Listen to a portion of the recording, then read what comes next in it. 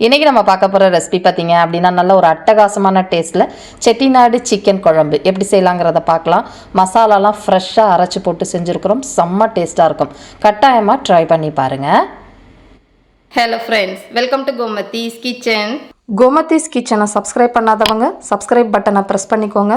உடனுக்குடனே அப்டேட் வேணும் அப்படின்னா பக்கத்தில் இருக்க பெல் பட்டனில் ஆல்ங்கிற ஆப்ஷனை மறக்காமல் ப்ரெஸ் பண்ணி வச்சுக்கோங்க. இப்போ இன்றைக்கி செய்ய போகிற சிக்கன் குழம்புக்கு நான் எடுத்துருக்கிறதுன்னு பார்த்திங்கன்னா 1.25 அளவுக்கு சிக்கன் வாங்கியிருக்கிறேன். நல்லா கழுவிட்டு தண்ணியே இல்லாமல் பிழிஞ்சு எடுத்து வச்சுக்கோங்க, எக்ஸ்ட்ரா தண்ணி இல்லாமல். இதை மேரினேஷன்லாம் பண்ண வேணாம்.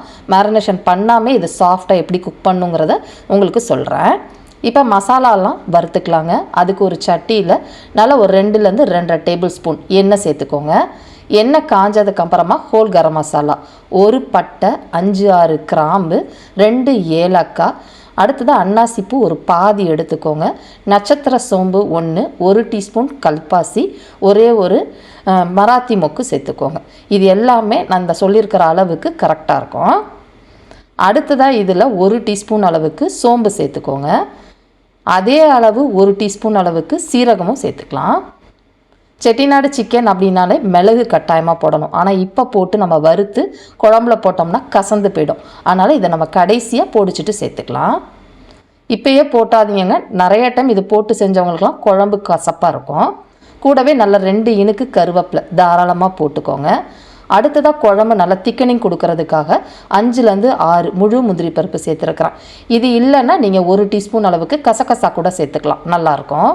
இப்போ இது எல்லாமே பாதி வறுப்பட்டு இந்த அளவுக்கு வந்ததுக்கப்புறமா இதில் காரத்துக்கு தகுந்த அளவுக்கு வரமிளகா, நான் ஒரு 8 வரமிளகா சேர்த்துக்க போகிறேங்க. அடுத்ததாக இதில் மல்லி, முழு மல்லியை 2லேருந்து 2.5 டேபிள் ஸ்பூன் அளவுக்கு சேர்த்துக்கோங்க. இப்போ தீயை கொஞ்சம் மீடியமாக வச்சு இந்த மசாலா மல்லி எல்லாமே நல்லா செவந்து வர மாதிரி வறுத்துக்கணும், கருகிடக்கூடாது. இப்போ பார்த்தீங்கன்னா தெரியும், நல்லா பக்குவமாக வறுப்பட்டதுக்கு அப்புறமா ஒரு மெஷரிங் கப்பில் 1/2 கப் அளவுக்கு துருவின தேங்காயும் சேர்த்து இந்த எண்ணெயிலேயே லைட்டாக செவக்கிற அளவுக்கு வறுத்துக்கோங்க. இது வறுக்கிறதா மெயின் ஹைலைட்டே இந்த கிரேவிக்கு. இப்போ பார்த்தீங்கன்னா உங்களுக்கு தெரியும், அந்த தேங்காய் நல்லா செவந்து வறுபட்டிருக்கு இல்லையா, இந்த அளவுக்கு வறுபட்டிருக்கணும். மற்ற சாமான்கள் எதுவுமே கருகிடக்கூடாது. பக்குவமாக வறுத்து எடுத்தால் தான் இந்த குழம்போட டேஸ்ட் நல்லாயிருக்கும். இப்போ இதே சட்டியிலே இன்னொரு 1/2 டீஸ்பூன் அளவுக்கு எண்ணெய் சேர்த்துக்கோங்க. அடுத்ததாக இதில் சின்ன வெங்காயம் 25லேருந்து 30 பொடுசாக இருக்கிற சின்ன வெங்காயம் சேர்த்துருக்குறேன். பெருசாக இருந்துச்சுன்னா அளவு கம்மி பண்ணிக்கோங்க. சின்ன வெங்காயம் இல்லாத பட்சத்தில் ஒரு பெரிய வெங்காயம் சேர்த்துக்கோங்க, சரியாக இருக்கும். இப்போ இந்த வெங்காயம் நல்லா வெந்து வதங்கட்டும். இப்போ போட்டிருக்க வெங்காயம் நல்லா வெந்துருச்சு பாருங்கள். இந்த அளவுக்கு வெந்ததுக்கு அப்புறமா இதையுமே நம்ம ஏற்கனவே எடுத்து வச்சுருக்குறோம் பார்த்தீங்களா, வறுத்த மசாலா சாமான்களோடையே சேர்த்துருங்க. இப்போ இது எல்லாமே நல்லா ஆறணும். ஆறுனதுக்கப்புறமா இதை அம்மிலேயோ ஆட்டுங்கல்லையோ இல்லை மிக்சிலேயோ கூட நம்ம அரைச்சி எடுத்துக்கலாம். இப்போ நம்ம சிக்கன் கிரேவி பண்ணுறதுக்கு முன்னாடி சாமான்கள் எல்லாம் ஆறிடுச்சு. மிக்சி ஜாரில் கொஞ்சமாக தண்ணி ஊற்றி நல்லா நைஸாக அரைச்சி எடுத்துக்கோங்க. இப்போ பார்த்தீங்கன்னா மசாலா அரைச்சாச்சு, நல்லா கெட்டியாக அரைச்சிருக்கேன் பாருங்கள். ரொம்ப தண்ணியாக அரைக்கக்கூடாது. இந்த அளவுக்கு அரைச்சி ரெடி பண்ணி எடுத்து வச்சுக்கோங்க. எப்போ சேர்க்கணுங்கிறத சொல்கிறேன். இப்போ குழம்பு செய்கிறதுக்கு நல்லெண்ணெய் அப்படி இல்லைன்னா கடலெண்ணெய் 2லேருந்து 2.5 டேபிள் ஸ்பூன் சேர்த்துக்கோங்க. எண்ணெய் காஞ்சதுக்கப்புறமா கொஞ்சம் தாராளமாக கருவேப்பிலை மட்டும் பொரிய விட்டால் போதும். தாளிக்க சாமான்கள் சேர்க்கணும்னு அவசியம் இல்லை. இப்போ இதில் நல்ல பெரிய சைஸில் பெரிய வெங்காயம் 1 சேர்த்துருக்குறேன். சின்னதாக இருந்ததுன்னா 2 வெங்காயம் பொடியாக நறுக்கி சேர்த்துக்கோங்க. இப்போ இந்த வெங்காயம் நல்ல லைட்டாக சவந்து வர மாதிரி வதக்கிக்கலாம். இப்போ பார்த்தீங்கனாலே தெரியும், வெங்காயம் நல்லா வெந்து லைட்டாக நிறம் மாறி இருக்குது. இந்த சமயத்தில் இதில் ஒரு 1.25 டேபிள் ஸ்பூன் அளவுக்கு இஞ்சி பூண்டு விழுது சேர்த்துக்கோங்க. அதாவது ஒரு 2 இன்ச் அளவுக்கு இஞ்சியும் ஒரு 6 பல்லு பூண்டும் போட்டு அரைச்ச விழுதோட அளவுது. இப்போ இந்த இஞ்சி பூண்டோட பச்சை வாசனை போகிற அளவுக்கு வதக்கிக்கலாம். இப்போ பார்த்தீங்கன்னா இஞ்சி பூண்டு பச்சை வாசனெல்லாம் போய் நல்லா வதங்கி இந்த அளவுக்கு வந்திருக்கணும். இப்போ இந்த சமயத்தில் ஏற்கனவே நம்ம கழுவி எடுத்து வச்சுருக்கிறோம் பார்த்தீங்களா, சிக்கனை சேர்த்துக்கலாம். மேரினேஷன் பண்ணாமல் சிக்கன் சாஃப்டாக வரணும் அப்படின்னா தக்காளிலாம் போடுறதுக்கு முன்னாடியே சிக்கனை போட்டு இந்த எண்ணெயில் வதக்கணும். தக்காளியில் இருக்க அந்த சிட்ரிக் சிக்கனை ஹார்டாக்கிடும். அதனால இப்பயே வதக்கிக்கிறோம். இது வதங்கிக்கிட்டு இருக்கப்பே வீட்டில் அரைச்ச குழம்பு மிளகாய் பொடி ஒரு 1/4 கப் அளவுக்கு சேர்த்துருக்கிறேன். அதாவது வீட்டில் மெஷரிங் டேபிள் ஸ்பூன் வச்சுருந்தீங்கன்னா 4லேருந்து 4.5 டேபிள் ஸ்பூன் சேர்த்துக்கோங்க. குழம்பு பொடி வீட்டில் எப்படி செய்யணுங்கிறது லிங்க்கு கீழே டிஸ்கிரிப்ஷனில் இருக்குது, செக் பண்ணி பாருங்கள்.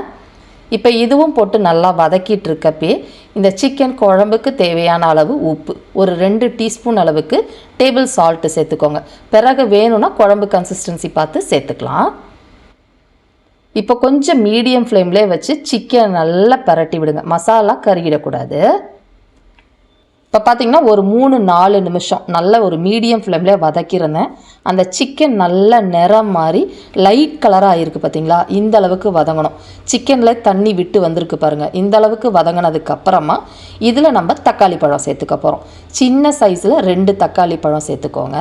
தக்காளி நல்லா கிரேவி திக்காக வேணும்னா நீங்கள் அரைச்சி கூட சேர்த்துக்கலாம், உங்கள் விருப்பம். அடுத்ததாக இதில் ஏற்கனவே அரைச்சி எடுத்து வச்சுருக்கோம் பார்த்தீங்களா மசாலா, நல்லா கெட்டியாக அரைச்சி தண்ணியே ஊற்றாமல் முதல்ல போட்டுக்கோங்க. போட்டு இந்த சிக்கன்லேயே நல்லா கலந்து விடுங்க. இப்போ ஒரு பெரட்டு நல்லா பெரட்டி ஒரு 2-3 நிமிஷம் ஆனதுக்கப்புறமா மிக்ஸி ஜாரில் கொஞ்சமாக தண்ணி விட்டு அலம்பி சேர்த்துக்கலாம். உங்களுக்கு குழம்பு எந்த கன்சிஸ்டன்சியில் வேணுமோ இந்த டைம் தண்ணி சேர்த்துக்கோங்க. நான் இன்றைக்கி கொஞ்சம் செமி கிரேவியாக செய்ய போகிறேன், அதனால் ஒரு 1.5லேருந்து 2 கப்பு தண்ணி சேர்த்துருக்குறேன். உங்களுக்கு நல்ல குழம்பு தண்ணியாக வேணும் அப்படின்னா அதுக்கேற்ற மாதிரி கொஞ்சம் ஜாஸ்தியாக சேர்த்துக்கோங்க. இப்பயே சேர்த்து வேகிறப்ப தான் கரெக்டாக இருக்கும். நான் ஏன் இப்போ ஒரு 2 கப்பு சேர்த்துருக்கேன்னா இது வேக வேக சிக்கன்லேருந்து இன்னும் தண்ணி விடும், அதனால் முதல்ல கம்மியாக ஊற்றிக்கோங்க. இந்த டைம் மூடி வச்சு மிதமான தீயில் இடையில கலந்து விட்டு சிக்கனை வேக விடுங்க. இப்போ பார்த்தீங்கன்னா கரெக்டாக 10 நிமிஷம் சிக்கன் வேக வச்சுருந்தேன். எக்ஸ்ட்ரா தண்ணி எதுவுமே ஊற்றலைங்க, முன்னாடி ஊற்றின தண்ணி மட்டும்தான். சிக்கன்லேருந்து தண்ணி விட்டு எண்ணெய் பிரிஞ்சு சிக்கன் வெந்திருக்கு. பாய்லர் சிக்கன் அப்படின்னா அந்த சிக்கன் வேகிற டைம் 10லேருந்து 12 நிமிஷம் தான். ரொம்ப நேரம் வேக விட்டாலும் சிக்கன் ஹார்டாக போயிடும்.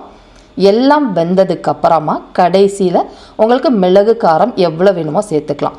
நான் 1 டீஸ்பூன் சேர்த்துருக்குறேங்க. உங்களுக்கு இன்னும் நல்லா சுருக்குன்னு காரமாக வேணும் அப்படின்னா 2 டீஸ்பூன் வரைக்கும் கூட நீங்கள் சேர்த்துக்கலாம். இதை போட்டு நல்லா கலந்துட்டு ஒரு கொதி மட்டும் கொதிக்க விடுங்க. திரும்பவும் சொல்கிறேன், மிளகு போட்டு ரொம்ப நேரம் கொதிக்க வச்சிங்கன்னா குழம்பு கசந்து போயிடும். இப்போ இதில் உப்பு செக் பண்ணி பார்த்தேன், எனக்கு கொஞ்சம் குறைவாக இருக்குது, அதனால் ஒரு 1/4 டீஸ்பூனுக்கு கொஞ்சம் கூட உப்பு சேர்த்துருக்குறேன். டேஸ்ட் பண்ணிவிட்டு உங்களுக்கு தேவைன்னா சேர்த்துக்கோங்க. கடைசியாக பொடியாக நறுக்கினா கொத்தமல்லி இலைகள் சேர்த்துட்டு ஒரு ஹைலைட்டுக்காக பார்த்தீங்கன்னா கருவேப்பிலையை எண்ணெயில் பொரிய விட்டு சேர்க்க போகிறோம். அப்போ அந்த கருவேப்பிலையோட மனம் உங்களுக்கு ரொம்ப நல்லாயிருக்கும். கடைகளில் ஹோட்டல்லலாம் பார்த்தீங்கன்னா அந்த கருவேப்பிலையோட கொஞ்சமாக மிளகாய் தூளும் போட்டு நல்லா வறுபட்டதுக்கப்புறமா கடைசியாக குழம்புல ஊற்றுவாங்க. தகன்னு இருக்கும். மேலும் பார்த்திங்கன்னா அந்த கருவேப்பிலை வாசனம் நல்லா சூப்பராக இருக்கும் இந்த செட்டிநாடு சிக்கன் குழம்புக்கு. கட்டாயமாக ட்ரை பண்ணி பாருங்கள். குழம்போட கன்சிஸ்டன்சி நான் ஏற்கனவே சொன்ன மாதிரி செமி கிரேவியாக தான் செஞ்சுருக்கிறேன். குழம்பா வேணும்னா தண்ணி ஜாஸ்தியாக விட்டு வேக வச்சுக்கோங்க. கட்டாயமாக ட்ரை பண்ணி பாருங்கங்க. சாதத்தோடு சாப்பிட்றதுக்கும் சரி, சப்பாத்தி பரோட்டாவோட சாப்பிட்றதுக்கும் ரொம்ப நல்லாயிருக்கும். இதே மாதிரி அளவுகளோட செஞ்சு பார்த்துட்டு எப்படி இருக்குங்கிறத கமெண்ட் பண்ணுங்கள். வீடியோ பிடிச்சிருந்தாலும் கமெண்ட் பண்ணுங்கள், லைக் பண்ணுங்கள், ஷேர் பண்ணுங்கள். மறக்காமல் கோமதிஸ் கிச்சன் சேனலையும் சப்ஸ்கிரைப் பண்ணி வச்சுக்கோங்க. தேங்க்ஸ் ஃபார் வாட்சிங்.